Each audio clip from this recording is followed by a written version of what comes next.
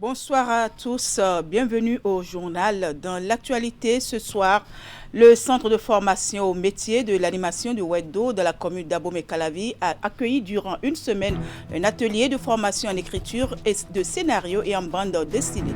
Initié par le gouvernement, il vise à renforcer les capacités des jeunes en matière de créativité artistique. Vous suivrez le compte-rendu dans un instant.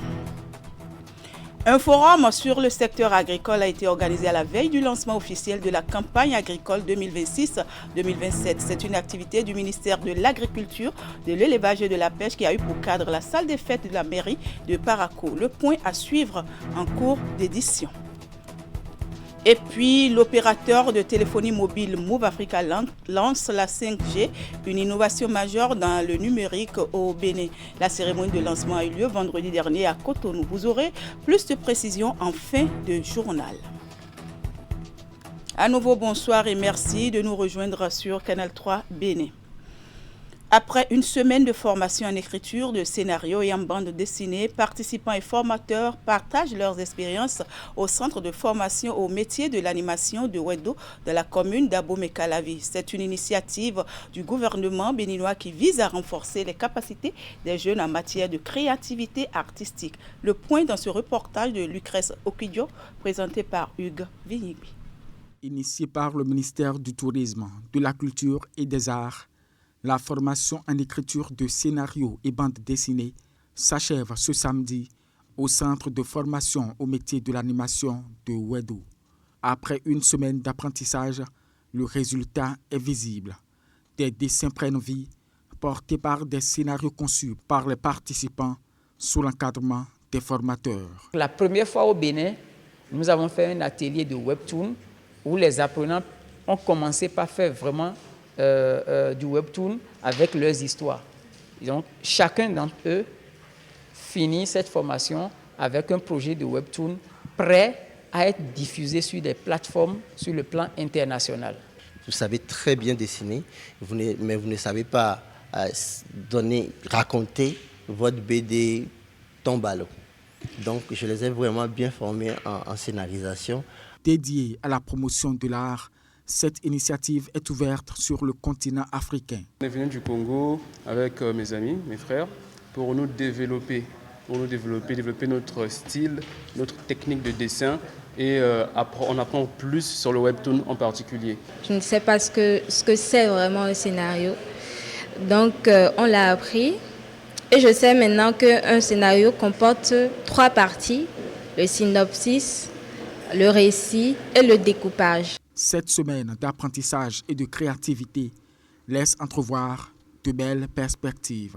J'espère que le public sera un peu plus ouvert par rapport au monde des artistes, qu'on aura de plus en plus de contrats, d'opportunités de travail. Je veux en fait qu'on m'appelle à nouveau pour que je puisse faire mes preuves et produire des œuvres qui soient vraiment appréciées par le public. Autant d'ambitions qui révèlent des idées de projets concrets.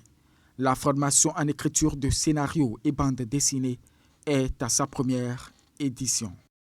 Diplomatie à présent, le ministre d'État, ministre des Affaires étrangères du Portugal, Paulo Rangel, en visite de travail au Bénin, était vendredi dernier au cabinet de son homologue béninois Olusegun Adjadi Bakari. Au menu de cette visite, tête-à-tête, séance de travail et signature d'accords de partenariat.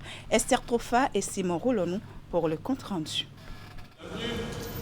Il a foulé le sol béninois ce jeudi et est reçu par le ministre Olusegun Adjadi Bakari ce vendredi. Au-delà de la visite de courtoisie, plusieurs accords ont été signés entre le ministre d'État, ministre des Affaires étrangères du Portugal, Paulo Rangel, et son homologue béninois. Nous partageons une histoire commune et aujourd'hui, nous avons, avec nos équipes respectives, décidé de porter cette relation à un nouveau palier avec comme objectif de pouvoir faciliter la circulation, donc via cet accord d'exemption de visa pour les détenteurs de passeports diplomatiques, mais aussi attirer de plus en plus d'entreprises portugaises ici au Bénin, que ce soit dans le domaine de la construction, dans le domaine de l'hôtellerie, dans le domaine du tourisme, dans le domaine de l'agrotransformation. Donc autant de choses que nous avons décidé de pouvoir développer pour renforcer la relation entre nos deux pays. D'autres accords signés sont relatifs à un mémorandum d'entente sur les consultations politiques et diplomatiques ainsi que sur les services aériens. Les deux ministres ont également tenu des séances d'échange élargies aux délégations des deux parties. C'est dans le domaine économique que nous pouvons traduire en termes pratiques cette volonté d'avoir un avenir commun. Dans le secteur de la construction, dans le secteur de les énergies, dans le secteur agricole, dans l'industrie du tourisme, dans la formation professionnelle, je pense que nous pouvons coopérer très étroitement, d'une forme très étroite. Le ministre portugais des Affaires étrangères a, au terme de sa visite, fait un tour dans la cité touristique de Ouidah. Sa démarche vise à renforcer la coopération entre les deux pays afin de le porter à un niveau plus élevé et stratégique. Au cours de cette visite du ministre des Affaires étrangères portugais au Bénin, un mémorandum d'entente a été signé entre l'Agence de promotion des investissements et des exportations du Bénin APIES et l'Agence pour l'investissement et le commerce extérieur du Portugal. Cet accord signé par les responsables des deux agences dans la salle Fleuve jaune du ministère des Affaires étrangères du Bénin s'inscrit dans le cadre du renforcement des relations bilatérales. On retrouve Esther Tofa pour le point. C'est un mémorandum d'entente visant à renforcer la coopération institutionnelle entre les deux agences. À travers des objectifs bien définis, cet accord va permettre d'accroître le volume des investissements et des échanges commerciaux entre la République du Bénin et la République portugaise. Ce mémorandum d'entente nous offre le cadre d'agir concrètement autour de 3 priorités. D'abord, former et renforcer les capacités des entreprises locales afin d'élever le niveau de compétences et de professionnalisation dans les métiers de l'agriculture, des énergies renouvelables, de l'industrie et du BTP. Ensuite, développer une base industrielle locale à travers l'installation d'unités de production d'équipements et de matériaux de construction. Enfin, encourager les partenariats entre entreprises béninoises et portugaises pour porter ensemble des projets structurants. Conclu pour une durée de 5 ans, avec possibilité de révision ou d'amendement par accord mutuel écrit entre les parties. Le mémorandum s'appuie sur l'expertise technique et industrielle portugaise ainsi que sur le potentiel de croissance du Bénin. L'enjeu est de créer des conditions concrètes pour permettre aux entreprises des deux pays d'identifier des opportunités d'investir et de se développer ensemble. Cet accord établit une base du travail, mais sa valeur dépendra de notre capacité à le traduire en projet, partenariat et en résultat mesurable. La cérémonie de signature de l'accord a pris fin par un échange de présents entre le directeur général de l'Agence de promotion des investissements et des exportations du Bénin, APIES, et l'administrateur exécutif de l'Agence pour l'investissement et le commerce extérieur du Portugal. Autre volet de l'actualité, la campagne agricole 2026-2027 est officiellement lancée jeudi dernier dans la commune de Ndali.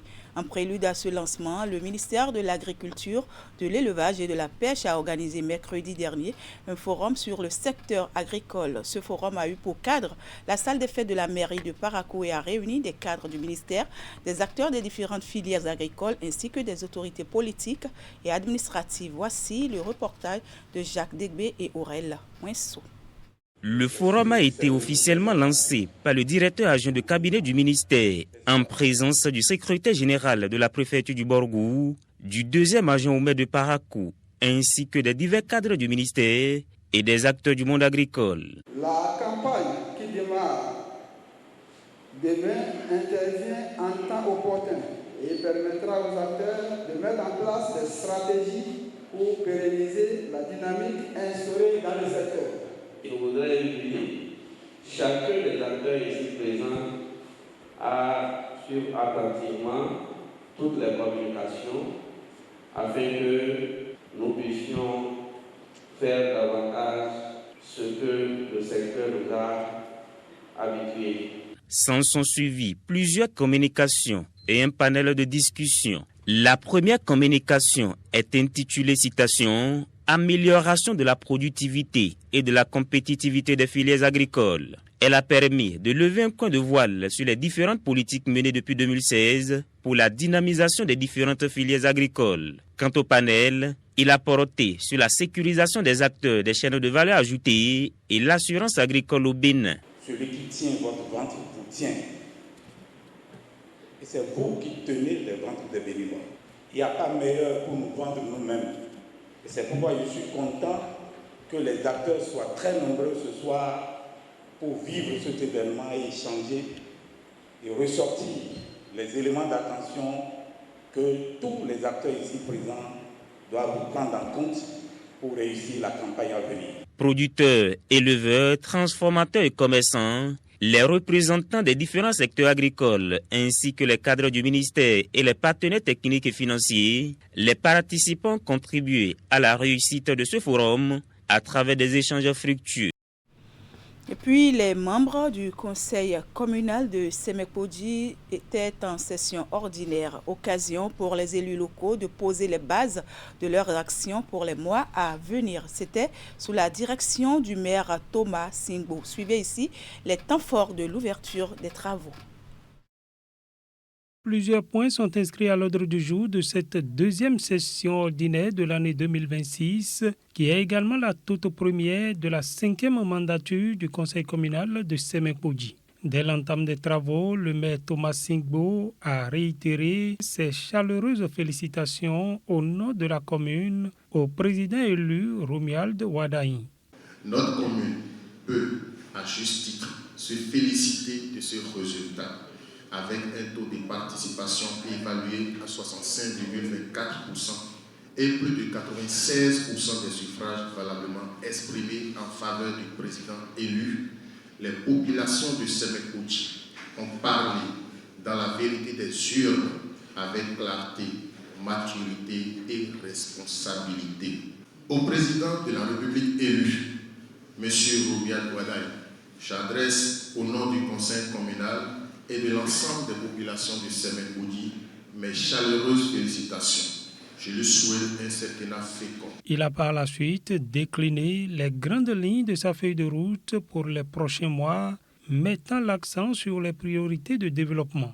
Au cours des 3 prochains mois, nous allons conduire des actions urgentes, notamment l'assainissement de nos écoles et collèges confrontés aux affres des inondations pendant la période des examens de fin d'année, la réorganisation des procédures de mobilisation des ressources propres de la commune pour une plus grande efficacité, le renforcement du dialogue constructif entre la mairie et les entreprises autour de la responsabilité sociétale des entreprises installées sur notre territoire, l'ouverture des voies et la poursuite des opérations de lotissement en souffrance.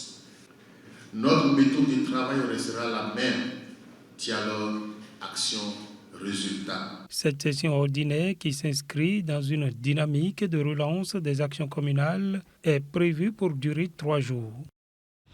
À Dangbo également, il y a eu ouverture des travaux de la 2e session ordinaire de l'année du conseil communal jeudi dernier. Présidée par l'autorité communale, la session tenue dans les locaux de la mairie est consacrée à l'étude de plusieurs dossiers relatifs notamment au développement de la commune et à l'amélioration du cadre de vie des populations. Hugues Villibé pour Le Point. Ce matin, la mairie de Dangbo est le point de convergence de tous les élus de la commune. Pour la 2e fois de l'année, le conseil communal se réunit dans le cadre d'une session ordinaire. Composée de 22 points, l'ordre du jour affiche plusieurs validations d'autorisation et de rapports, une communication et la mise en place de quelques organes locaux. 1. Examen et validation du rapport d'activité du conseil de supervision pour la période de février à avril 2026. 2. Constitution des commissions permanentes du conseil communal pour le compte de la 5e mandature. 3. Communication du médecin coordonnateur de la zone sanitaire à Djombonou Dangbo relative au renouvellement des comités de gestion des centres de santé de la commune de Dangbo. Passé la lecture du menu des travaux, les débats s'ouvrent et montent progressivement en intensité. Ils atteignent leur point culminant lorsque l'épineuse question de l'exploitation illégale du domaine de la plaine de Gbefadaro est soulevée. Objet d'une procédure pilotée par un comité interministériel, le site est le théâtre d'affrontements réguliers. Évidemment, ceux qui ont été battus ont enclenché une procédure à l'endroit de ceux qu'ils ont pu identifier dans la masse. Mais si le problème est posé ici, ce n'est pas par rapport à ceux-là qui ont été battus. Mais il paraît que le domaine aujourd'hui est pris d'assaut. On y a installé des cultures. Dans le cadre de la réhabilitation de l'hôtel de ville de Dangbo, les discussions ont également porté sur la validation de l'autorisation du conseil de supervision pour la démolition des bâtiments du guichet unique des recettes de la mairie et de la bibliothèque Nelson Mandela. En dehors des débats, le conseil communal est outillé sur le renouvellement des comités de gestion des centres de santé de la ville. Ce comité est composé de 9 personnes, à savoir, nous avons 2 représentantes des femmes, dont une doit provenir d'un groupement associatif exerçant dans la communauté. Ensuite, nous avons 2 représentants des jeunes, dont un doit provenir aussi d'un groupement associatif des jeunes exerçant dans la communauté.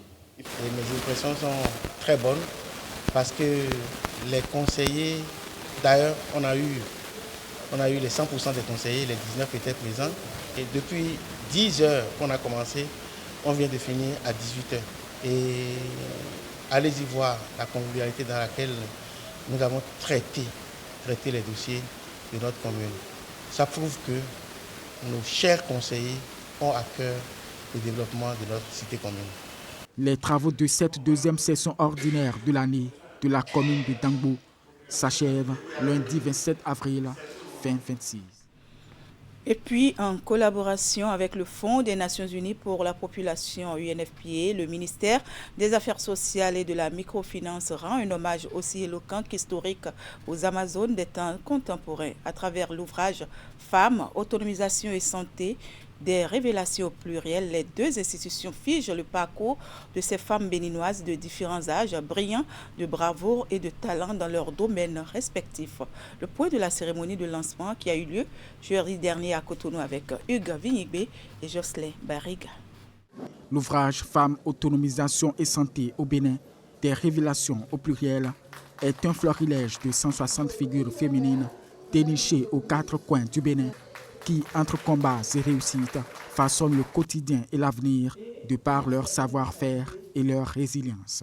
Ces récits démontrent avec éclat que l'autonomisation et la santé des femmes ne sont pas seulement des enjeux individuels, mais des leviers puissants de transformation sociale et de marche vers l'équité. Il s'agit d'un document symbolique, de mémoire, de reconnaissance et de plaidoyer. Un document qui dit à notre jeunesse, à nos filles, à nos partenaires et au monde entier que le Bénin avance avec ses femmes. Un hommage inédit qui appelle quelques témoignages. Je suis épouse d'un ambassadeur. Bon, là-bas, on ne travaille pas, là où on est. Mais quand on est revenu au pays, il dit, bon, écoute, reste au plus tard des enfants. J'ai dit, hein, moi, jamais. Je suis heureuse d'être autonome et j'insiste pour que chaque femme, chaque jeune fille soit autonome. C'est pour ça que je me bats beaucoup. Appuyé par le Fonds des Nations Unies pour la population, la réalisation de cet ouvrage intervient dans un contexte d'évolution générale des consciences relativement à la condition féminine. Aujourd'hui, les chiffres parlent. 78% des Béninois estiment qu'une femme doit décider elle-même du moment de son mariage. Plus de 2 tiers pensent qu'elle doit choisir le nombre d'enfants qu'elle souhaite avoir. Au-delà des récits inspirants, l'ouvrage Femmes, autonomisation et santé au Bénin, des révélations au pluriel, contient une sélection d'avis des femmes sur les thématiques de la santé et de l'autonomisation féminine. De son côté, UEFA Vanessa Davito a lancé jeudi dernier à l'Institut national de la femme son ouvrage intitulé Agenda 2030, 10 ans déjà, entre espoir et inquiétude. Une œuvre qui s'inscrit dans une dynamique de réflexion sur les défis actuels du développement. Le livre, préfacé par le ministre d'État Abdoulaye Biotchane, est axé sur le rôle déterminant des jeunes, a été enrichi par un panel de haut niveau consacré aux enjeux de sa mise en œuvre. C'est un compte rendu de Lucrèce Okwidio et Elvis Tonoucoin, présenté par Brice Minaï.